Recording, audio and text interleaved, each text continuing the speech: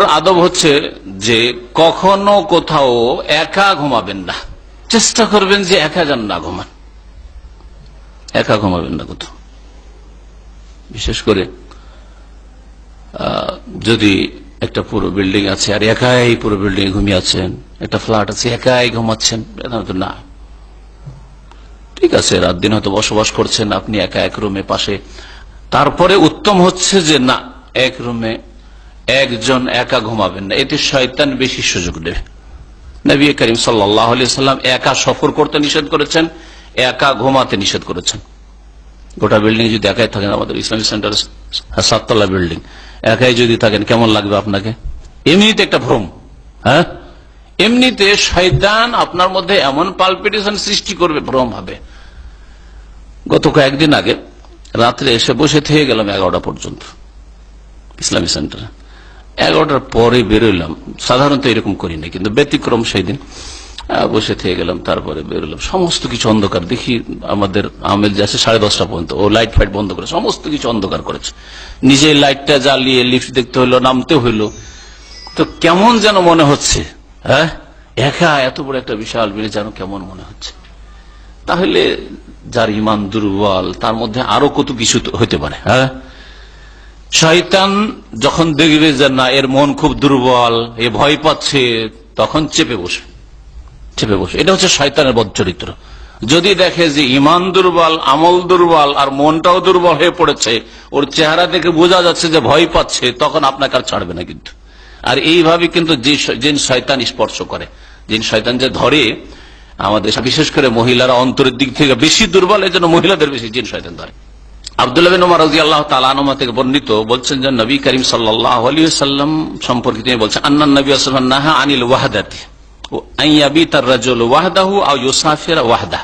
নবী সাল্লাল্লাহু আলাইহি ওয়াসাল্লাম একাকী হতে নিষেধ করেছেন, একাকী হতে নিষেধ করেছেন। তারপরে তার ব্যাখ্যা করে তিনি বলছেন যে আন ইয়াবিতার রাজুলু ওয়াহদাহু, কেউ রাত কাটাবে একাই, একাই এক ঘরে, এক ফ্ল্যাটে, এক বিল্ডিং এ রাত কাটাবে, এইরকম করতে নিষেধ করেছেন। আও ইউসাফিরা, একাই সফর করে, একাই গাড়িতে চেপে গেছেন আর খুব বাহাদুরি দেখাচ্ছেন, এখান থেকে চলে গেলে মক্কা জেদ্দা, আমি একাই চালাই, একাই ড্রাইভিং করি। না, এত বাহাদুরি করেন, সাথী সঙ্গী নিয়েন একজন। ঠিক আছে, ঠিক আছে, আপনার মধ্যে ক্ষমতা আছে, শারীরিক ক্ষমতা আছে, আর ক্ষমতা আছে, ঠিক আছে, কিন্তু আপনি এটা করবেন না, কারণ এটা সুন্নতের খেলাফ। নবী করিম সাল্লাল্লাহু আলাইহি ওয়াসাল্লাম নিষেধ করেছেন। যদিও এই বিষয়গুলি হারাম নাজায়েজ না হোক, কিন্তু অপছন্দনীয়, আপনার জন্য ক্ষতিকর, সেই জন্য রাসূলুল্লাহ সাল্লাল্লাহু আলাইহি ওয়াসাল্লাম নিষেধ করেছেন। হাদিসটি মুসনাদে আহমদের, আল্লামা নাসিরুদ্দিন আলবানী হাদিসটিকে সহিহ বলেছেন।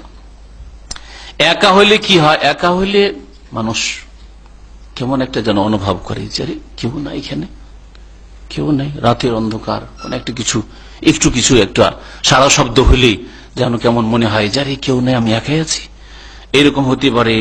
তারপরে বিভিন্ন রকমের ভ্রম আপনাকে আওহাম ধরতে পারে, ভ্রম ধরতে পারে, শয়তান মানুষকে নিয়ে খেলা করতে পারে। একা হইলে, একাই এমনিতেও থাকা ঠিক নয়, বিশেষ করে যুবক মানুষ একাই থাকলে শয়তান পাপ করাবার চেষ্টা করবে। কখনো একাই ছেলে মেয়েকে রাখবেন না, সাথে রাখেন, বাড়িতে কেউ অনেক কাছাকাছি রাখেন, দরজা খোলা রাখেন, দরজা বন্ধ, মেয়ে একাই ঘরের মধ্যে কি করে ঘন্টার পর ঘন্টা, ছেলে একাই কি করে না করে, না, এইভাবে রাখবেন না। শয়তান সুযোগ নেবে, শয়তান বিভিন্ন দিক থেকে সুযোগ নিতে পারে। আজকালকার ইন্টারনেটের যুগে বলতে হবে না শয়তান কিভাবে সুযোগ নিতে পারে। যেখানে ফিল্ম দেখার ব্যবস্থা আছে, যেখানে বাড়িতে টিভি আছে, সেখানে বলতে হবে না যে শয়তান কিভাবে সুযোগ নিতে পারে। এছাড়াও চরিত্র নষ্ট হতে পারে। যুবক মানুষ নির্জনে গেলে যদি ভালো কাজে সময়টাকে ব্যয় না করে, তাহলে শয়তান মন্দ কাজের দিকে নিয়ে যাবে, বিভিন্ন ভাবে মানুষকে গুনাহে লিপ্ত করতে পারে।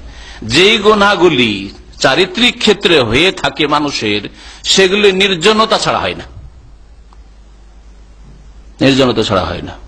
হস্তমৈথুন নির্জনতা ছাড়া হয় না। যখন একজন যুবক একা হবে, তখন শয়তান সুযোগ নিতে পারে।